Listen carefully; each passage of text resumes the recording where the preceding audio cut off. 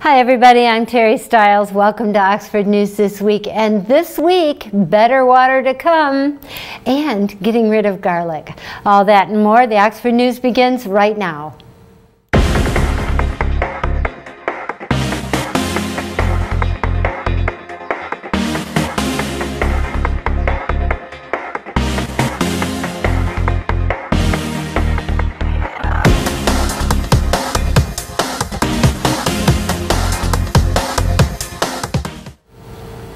Because of a 2018 Michigan Safe Drinking Water Act, the Village of Oxford will begin work to upgrade its water infrastructure, starting with Hudson Street and Denison.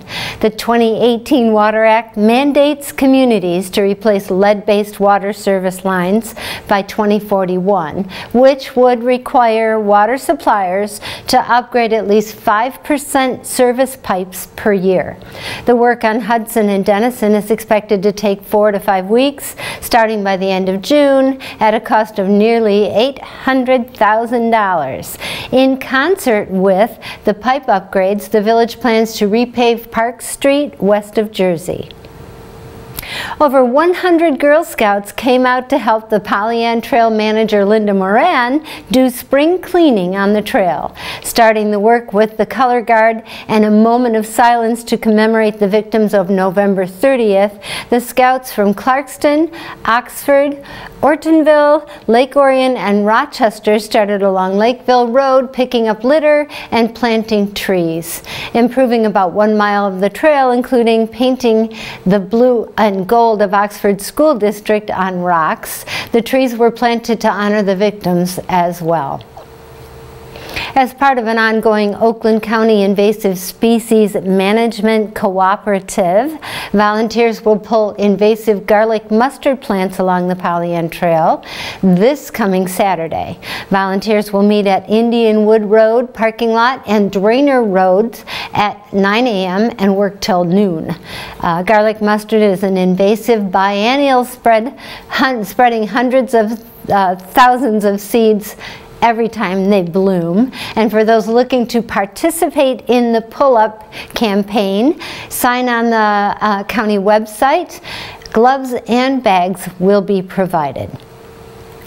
The American Legion Post 108 held its annual First Responder Appreciation event this last month in April, honoring local public safety officials and charity organizers. The Oxford Fire Department Lieutenant and EMS Coordinator Kevin Snell received the Firefighter of the Year award, and all members of the fire department received certificates of appreciation from the Legion. According to Snell, this was a hard year for everybody. Oxford Village Police Gary Rouse and Richard Chauvin were awarded Police Officer and Reserve Officer of the Year respectively. The Oxford resident Connie Miller, organizer of the Wednesday night free meals program at Emmanuel Congregational United Methodist Church in the village, accepted the Americanism Award for the group and a cash donation of $500 for the meals. According to Post 108 Americanism Chairperson Sarah Eisenhart, the program reflects the Legion's value of Americanism due to it beginning at a community level and involves volunteers of all ages. People interested in donating food, time, or money to the free meals program, contact Connie Miller at 248-933-4579. The Oxford Lions Club donated $250 to the Oxford Fire Department, the new Safety Begins at Home program, which will focus on distributing and installing smoke and carbon monoxide alarms free of charge in the Oxford Township and Oxford Village homes of residents age 55 or older, individuals with disabilities, and low-income earners. Congratulations. The community donations to the Safety Begins at Home program will work in concert with a 4-county community foundation grant secured by the Township Communications and Grant Manager, CJ Carnacchio. CJ, good work. And with that, the Oxford News this week. We'll be right back with Dave Kenny doing Auto Talk and Science in the News, followed by Joe Calhoun, who will be doing sports. We'll be right back.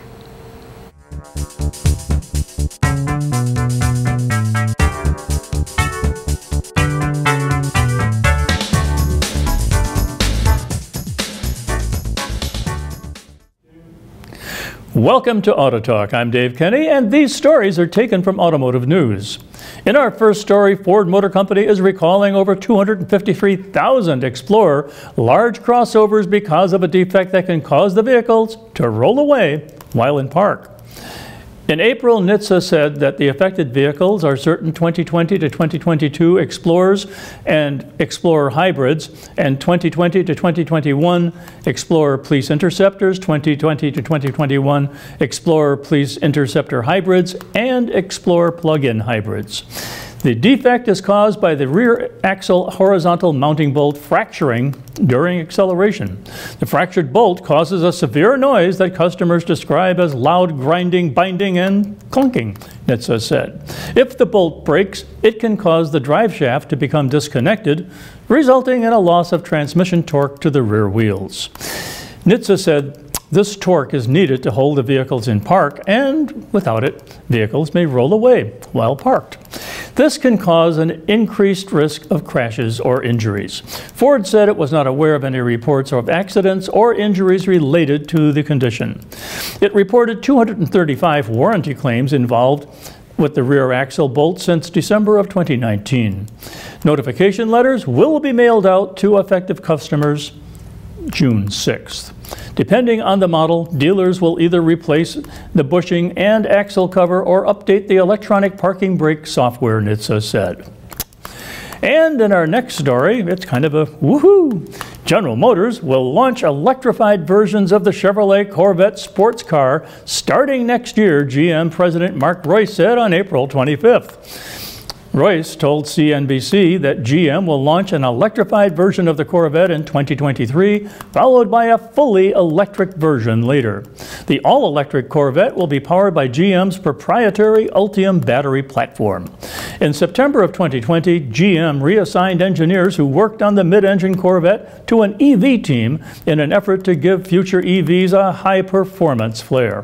GM aspires to have an all-electric lineup by 2035. So far, the Chevrolet Bolt, GMC Hummer pickup, and Cadillac Lyriq crossover EVs are on the market. GM has also announced plans for an electric GMC Hummer SUV and Sierra pickup, along with an electric Chevrolet Silverado, Equinox, and Blazer. Cadillac's Celestiq flagship EV is expected to go on sale next year. We are ramping up the launches right now, Reuss said. Our Ultium platforms are going to be our strength, and our pipeline is fully loaded. Here we come, he says. Next year's electrified Corvette will likely be a standard or plug-in hybrid, GM told Automotive News that it will not be a full EV. We're not commenting on the specific type of application, spokesman Kevin Kelly said. Sam Fiorani, Vice President of Global Vehicle Forecasting at Auto Forecast Solutions, said the electrified Corvette will be a very high-performance model with horsepower likely exceeding that of any other Corvette. The body of the electrified version will be identical to the mid-engine, gasoline-powered Corvette that's on the market today, Fiorani said. Auto Forecast Solutions expect the fully electric Corvette to launch in 2025. It will most likely have a body style different from the gas-powered and hybrid Corvette and could compete with the Ford Mustang Mach-E crossover, Fiorani said. Well, that's it for this edition of Auto Talk. I'm Dave Kenny, and we'll be right back. Do you love local sports? Whether it's Oxford High School or Parks and Rec, you can buy copies of each game. To purchase your copy, call us at 248-628-9658 or give us an email at manager@occtv.org or talk to us at the next game. Hopefully we'll see you there. Welcome to Oxford Sports with Joseph Calhoun. The Oxford High School varsity track and field teams took part in the 59th Elmer Ball Invitational on Saturday, April 30th at Oxford High School. Across 16 events for women and 17 events for men, the OHS teams came out in 1st and 7th out of 24 teams, respectively. First place finishers for Oxford were Ariana Hubbard in the women's discus throw and shot put, and Dylan Stone in the men's high jump, and Logan Hollingsworth in the men's pole vault. Second place finishers were Mallory Bigelow in the women's 1600 meter and 3200 meter, and Faith Deigel in the women's pole vault and the women's 4 times 800 meter relay team of Taylor Boudreau, Avery Finney, Jessica Chapin, and Brady Elling. Caprice Fields and Elizabeth Rice scored points alongside Hubbard to help with the Wildcats dominate the women's shot put event. Local students looking to up their football game are in luck. The Nike Football Skills Camp is coming to Oxford this summer, taking place at Oxford High School Wildcat Stadium from June 16th through the 18th. The Nike Football Skills Camp pairs kids ages 8 to 18 with top-level instructors to help improve their football fundamentals and skills. Days of the camp are structured around 2 segments. The first half of the day is spent learning specific skills, while the second half is spent putting those skills to work in a 7-on-7 tournament. To Bird, the skills that the Nike Football Skills Camp sets apart from other football camps is the talent and depth of the instructors and the camp's multi-day structure. Instruction will be handled by a mix of OHS football coaches, including NFL veteran and OHS head coach Zach Line as camp director, and various professional and collegiate football players, Donovan Peoples-Jones of the Cleveland Browns and University of Michigan players Andrell Anthony, Mike Saraniskal, Eric All, and Junior Colson will help instruct segments of the camp throughout its 3-day run. Oxford stood out to Bird as a prime location for the camp due to its proximity and connections to the University of Michigan.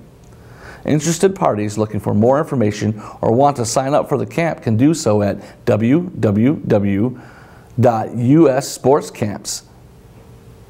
The camp costs $395 to join, and all participants will receive a Nike t-shirt, Nike gym bag, lanyard, and autographed photo with each of the featured instructors. Participants should bring their own lunch. The Oxford High School varsity girls soccer team is having a banner year, going on an 8-1-1 record since the season began on Tuesday, April 5th. As of Friday, April 29th, the team has scored 43 goals, while senior goalkeepers Brianna Barrows and Jenna Hinkey have let through only 5 goals. The team has put wins on the board, including 2 8-0 and 7-0 shutouts, as well as a 1-1 tie against Macomb-based Lanise Cruz North. Their one loss came at a score of 1-2 on the road against Birmingham Seaholm. The team returns to Oxford for a series of home games to end the regular season, starting with Clarkston on Tuesday, May 10th. And I'm Joseph Calhoun, and that was the sports.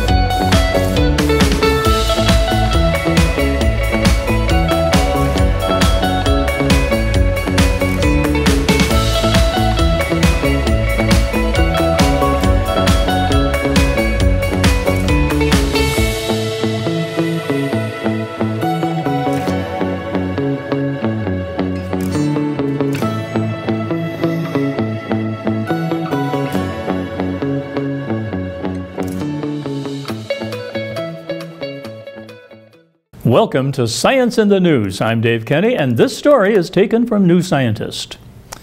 Certain types of neuroblastoma, a nervous system cancer mostly found in children, have cells that rely on an amino acid to evade the immune system's attempts to destroy them. Suppressing the production of this amino acid in mice led to a reduction in tumor sizes and remission of the cancer, a technique that could be used in future human trials.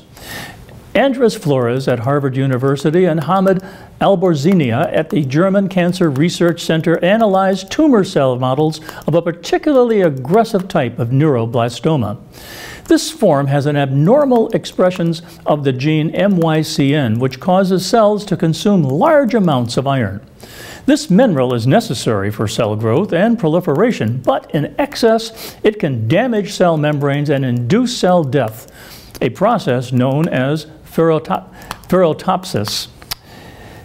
Flores and his colleagues found that these neuroblastoma cells evaded the process with the help of an amino acid called cysteine. Cysteine actually protects the cells from all this damage, and when we take it out of the cells, they become extremely sensitive to ferroptosis, says Flores. The cells died massively, but only the cells that had this gene MYCN. Mice treated with 2 drugs that suppress the production of cysteine had a 60% reduction in tumor growth compared with a control group that was given no treatment and saw no side effects. By pairing this drug cocktail with a 3rd intervention targeting a gene responsible for cell membrane repair, the team saw complete tumor remission in 10 out of 12 mice and significant reductions in tumor size in the other 2. Neuroblastoma is one of the most common cancers to spontaneously resolve on its own, a phenomenon only seen in children under 18 months old. These findings could absolutely help explain this phenomenon, says Julie Crystal at Cohen Children's Medical Center in New York. More research would be needed to be done to test the hypothesis, but Flores says that this age group tends to have lower cysteine levels. While the 3-pronged treatment still needs to be optimized before it can be used in human clinical trials, Flores is hopeful it will open the door to treating other aggressive forms of cancer too. Neuroblastoma is a tumor in children, so it's very specific, says Flores. Our goal is to translate this therapy into other tumors that are more frequent in adults, like lung cancer and breast cancer, that also have this gene, MYCN. And the research goes on. Well, that's it for Science in the News. I'm Dave Kenny.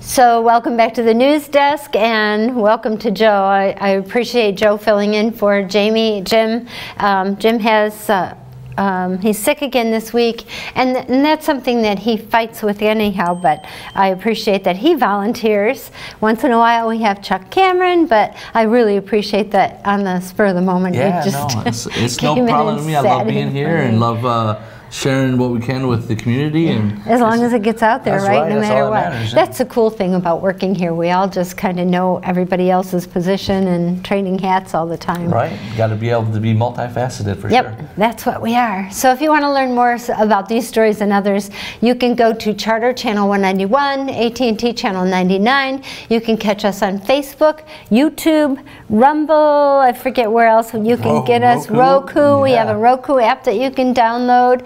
They'll get us on there eventually. Also, you can contact, you can go to the Charter Township of Oxford Facebook page and see some of the stories that CJ writes, as well as the Leader. They're still covering Oxford, even though it's a new general manager, new owners. Ownership, right? Yeah, but we are still getting our stories from the Leader as well. So that's it for Oxford News this week. I really appreciate that you're helping us out. Thanks for having me on. And thanks for you joining us. See you next time.